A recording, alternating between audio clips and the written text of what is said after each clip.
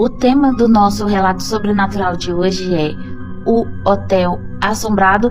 Não esquece de me seguir, republicar, compartilhar, colocar nos seus favoritos e deixar muitos comentários do que acharam do relato. Lembrando de mandar também o de vocês, tanto nas redes vizinhas que me conhecem, ou quanto aqui direct privado, que eu vou estar contando a história de vocês, e vamos lá. Quem nos conta esse relato de hoje se chama Tiago. Disse que não tem problema falar os nomes e que é lá do São Luís do Maranhão. E ele disse que aconteceu com ele o seguinte: deixa eu te contar uma coisa que aconteceu comigo e com a Júlia lá em Barreirinhas. Não é invenção, não. Foi de verdade. E até hoje, quando eu lembro, me dá medo que só. A gente estava voltando de Atins, depois de uns dias nos Lençóis. Lugar bonito demais, parecia outro mundo. Mas na volta já era quase meia-noite e a gente resolveu parar num hotel para descansar. Achamos um tal de Hotel Encanto na beira da estrada. Bem velhinho, bem fraquinho. Tinha uma fachada vermelha meio desbotada e um letreiro piscando. Parecia velho, mas estava aberto. Na recepção tinha uma senhorinha magrinha, de cabelo branco, com um olhar meio distante. Ela demorou para entregar a chave e falou assim: se escutar voz de gente de noite, não responde, tá bom? Eu achei aquilo estranho, mas estava cansado demais para pensar. Lá era um hotel, como não ia ouvir vozes? Pegamos a chave do quarto 107 e fomos. O quarto era simples, mas tinha um cheiro esquisito, tipo madeira molhada, velha. O ar-condicionado fazia uns barulhos engasgados, como não quisesse funcionar. Os espelhos da parede estavam trincados no canto. A Júlia até comentou: esse lugar tem uma cara de história mal contada. A gente riu, tomou banho, comeu uns biscoitos e deitou. Era por volta de 2 da manhã e eu acordei com os passos no corredor. Achei que fosse outro hóspede, mas quando olhei pela janela lateral, vi uma mulher parada embaixo do poste. Uma mulher estranha, ela estava olhando direto para o nosso quarto, parada sem se mexer, estática. Chamei a Júlia e ela viu também. A gente abriu a porta, mas não tinha ninguém. Voltamos para o quarto e o rádio velho que tinha na estante ligou sozinho. Tocava umas músicas desconexas, nem dava para entender. Estranho, com voz de mulher. Não era estação nenhuma que a gente conhecia. A Júlia foi no banheiro e gritou. Corri lá e vi o espelho todo embaçado. Tipo como se tivessem passado o dedo no vapor do espelho. Quando fui limpar, o espelho trincou mais. Quando eu fui limpar, o espelho trincou mais ainda, sozinho.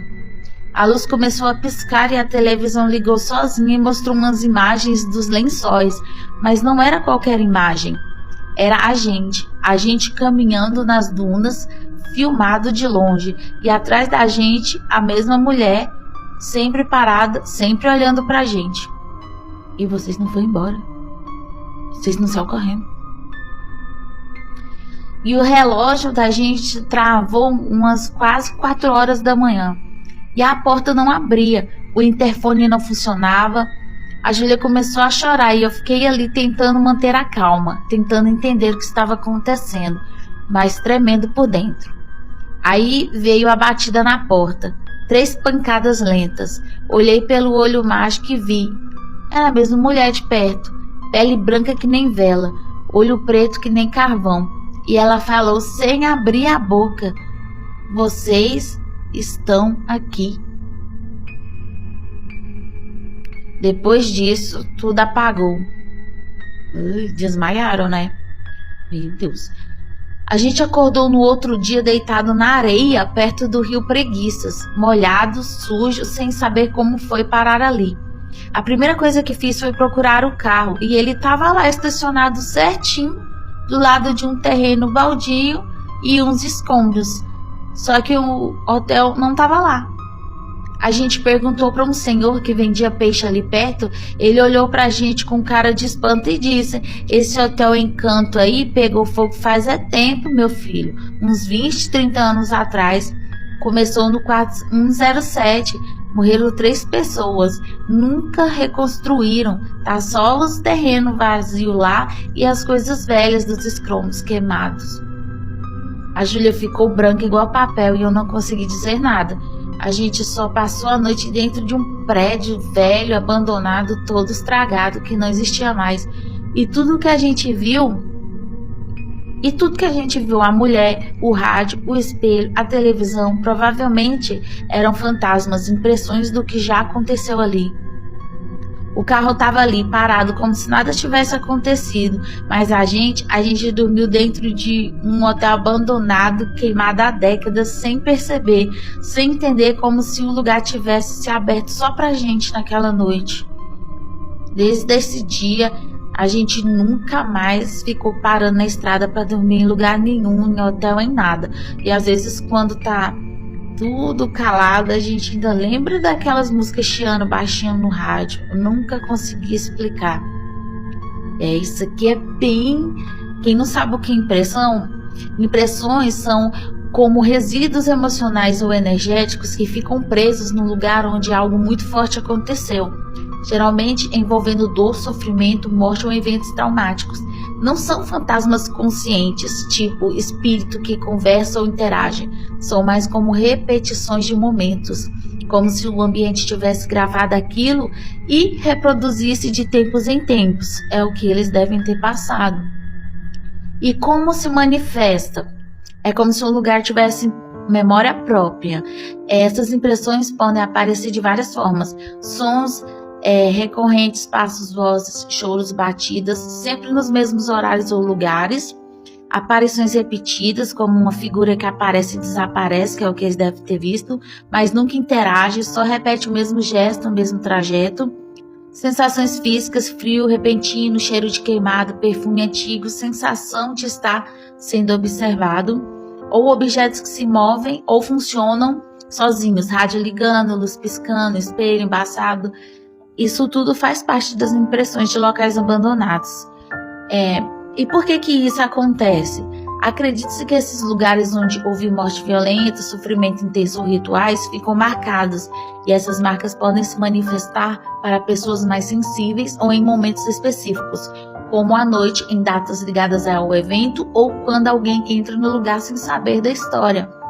É como se o ambiente estivesse tentando te contar o que aconteceu, mesmo que ninguém esteja escutando. Provavelmente foi o que Tiago passou. Se vocês gostou da história dele, do relato, mande. Se vocês já também viram, passaram por isso também, comenta, deixa muito like, manda o relato de vocês também aqui nas redes vizinhas, que a gente conta também. O tema do nosso relato sobrenatural de hoje é o rapaz atrás da porta, que uma amiga minha seguidora mandou, e eu vou ler aqui pra vocês. Não esquece de me seguir, compartilhar, republicar, colocar nos seus favoritos, deixar no comentário o que acharam, muito coraçãozinho, e mandar o de vocês também, para eu estar contando o relato de vocês aqui. E vamos lá. Boa tarde, Joelma. Prefiro não me identificar, mas vamos chamar ela aqui de Ana. E a Ana nos conta seu relato assim. Quero te contar uma experiência que vivi há algum tempo, não me lembro exatamente o mês, mas foi em 2021. Eu havia comprado recentemente uma casa no setor Vila Galvão, em Senador Canedo. Antes disso, minha casa estava alugada em Aparecida de Goiânia, enquanto eu morava em Goiatuba, interior de Goiás. Quando voltei, aluguei essa casa recém-comprada. Era uma casa muito boa, mas extremamente fria. Lá fora o sol queimava, mas dentro dela eu precisava me esconder debaixo do cobertor. O frio era inexplicável. No terceiro dia morando lá, por volta das 20 horas, eu estava na sala que era integrada com uma cozinha americana. Só estávamos eu e meu ex-companheiro. A casa era bem segura, portão alto de ferro, sem qualquer possibilidade de alguém entrar sem ser visto. Mas meu ex estava no quarto assistindo novela, enquanto eu organizava minhas coisas para o trabalho do dia seguinte, também de olho na TV. Fiquei de frente para a porta de blindex totalmente transparente. De repente, do nada, apareceu um rapaz moreno, usava regata, bermuda jeans listrada, chinelo nos pés e tinha um cabelo meio crespo. Quando ouvi, entrei em pânico e comecei a gritar: tem um homem aqui! Vem ver, tem um homem aqui! Mas no fundo eu não sabia se era deste mundo ou não. Ao ouvir meus gritos, o rapaz pareceu se assustar e desapareceu. Mas se ele se assustou e estava com essas roupas atual, provavelmente poderia ser um ladrão, viu? Tá mais para ladrão, mas a gente nunca se sabe. Corri para o quarto. O meu ex foi verificar, mas não havia ninguém. Ele então cobriu as portas com panos para tirar a transparência, mas mesmo assim eu sentia que não estava sozinha naquela casa. Fiquei lá por apenas uns 15 dias. Nem cheguei a completar um mês. Mudei para o Conjunto Vera Cruz, saída para Trindade, pois era mais perto do meu trabalho. No cemitério Vale do Cerrado, onde eu vendia planos de jazigo e planos fúnebres, mas nunca senti tanto medo como naquele dia. Logo mais te conto outra história estranha que me aconteceu, já morando no Vera Cruz. Bom, essa, assim, as duas coisas assustaria, tanto ser uma assombração quanto um famoso noia, né? Então, de qualquer forma, foi assustador e muito intrigante. Se vocês já passaram algo parecido, manda aqui também um relato de vocês para mim, para eu estar lendo. Isso aqui foi muito bom, que medo que você passou, viu? E não esquece de me seguir, compartilhar e deixar aqui nos comentários o que acharam. O tema do nosso relato sobrenatural de hoje é A Viola Tocou Sozinha. Lembrando de me seguir, compartilhar, republicar, colocar nos seus favoritos, deixar muitos comentários e likes aqui dizendo o que achou do relato. E não esqueça também de me acompanhar nas redes vizinhas, deixando o relato lá ou aqui também, via direct, via privado, que eu vou estar contando o relato de vocês. E vamos lá. Era uma madrugada fria de setembro no interior de Minas Gerais, pode me chamar de João. A cidade dormia em volta em neblina, lá sempre tem esse típico no ar nessas épocas. E o silêncio parecia mais denso do que o costume.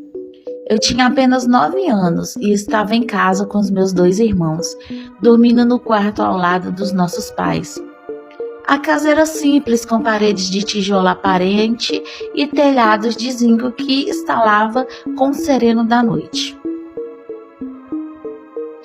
Nos fundos da sala, encostada num estante de madeira antiga, repousava a viola do nosso avô, seu Zé das Dores. Uma viola velha, de braço gasto e corpo escurecido pelo tempo, mas que carregava uma alma muito forte. Ele dizia que aquela viola tinha vida, que sentia saudade, que chorava junto com ele quando tocava as modas tristes pra gente, e a gente acreditava. Naquela noite tudo estava quieto, meus pais dormiam profundamente e nós crianças já estávamos sonhando com coisas de menino. Até que por volta das 2:30 da manhã algo nos despertou. Foi um som suave, mas inconfundível. A viola começou a tocar sozinha. No início achamos que era sonho, mas o som foi ficando mais claro, mais forte. Era a moda preferida do nosso avô.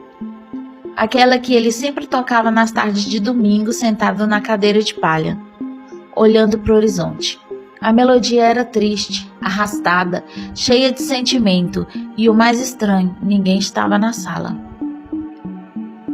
Meus irmãos acordaram assustados, um deles começou a chorar. Eu fiquei paralisado, olhando pela fresta da porta. A viola vibrava sozinha, como se os dedos invisíveis do meu avô estivessem ali, dedilhando com suavidade e saudade. O som ecoava pela casa e parecia vir de dentro da madeira, não das cordas da viola. Meus pais acordaram com um barulho. Meu pai correu para a sala, acendeu a luz e a viola parou. Estava lá, encostada, imóvel, mas todos tinham ouvido, todos estavam pálidos. Minha mãe, em silêncio, levou a mão ao peito e disse: "Foi ele, eu sei que foi ele." Meia hora depois o telefone tocou. Era minha tia chorando, a voz dela tremia. "Seu Zé se foi, morreu agora há pouco, lá no hospital." Minha mãe desabou, chorava como se já soubesse. E de fato ela sabia, disse que sentiu o coração apertar que sonhou com ele naquela noite e que a viola era o sinal. Disse que ele veio se despedir, que ele veio nos avisar. Na manhã seguinte, fomos até a casa do nosso avô. A cadeira de palha ainda estava lá vazia. A viola que ele sempre deixava ao lado estava no mesmo lugar. Mas algo havia mudado. Ela parecia silenciosa demais, como se tivesse cumprido sua última missão. Tentaram tocar nela no velório, mas ninguém conseguiu afinar. As cordas estavam tensas, mas não respondiam. Um violeiro da cidade disse que nunca viu aquilo, que a viola estava fechada como se tivesse se recolhido. Desde aquele dia, ela nunca mais tocou, ficou guardada como relíquia, como testemunha de uma despedida que atravessou o véu da vida. Hoje, aos meus 40 anos, ainda lembro daquela madrugada como se fosse ontem, e toda vez que escuto uma moda de viola, sinto um arrepio na espinha, porque sei que em algum lugar entre as montanhas de Minas, a alma do meu avô ainda dedilha sua viola invisível, mandando saudades para quem ficou. Relato muito bom, muito legal mesmo. Deixe aqui nos comentários o que vocês acharam do relato da viola que tocou sozinha, provavelmente o vô dele avisando que estava partindo do hospital. E manda seu relato também em redes vizinhas, me acompanhe aqui também, que eu vou estar contando o relato de vocês.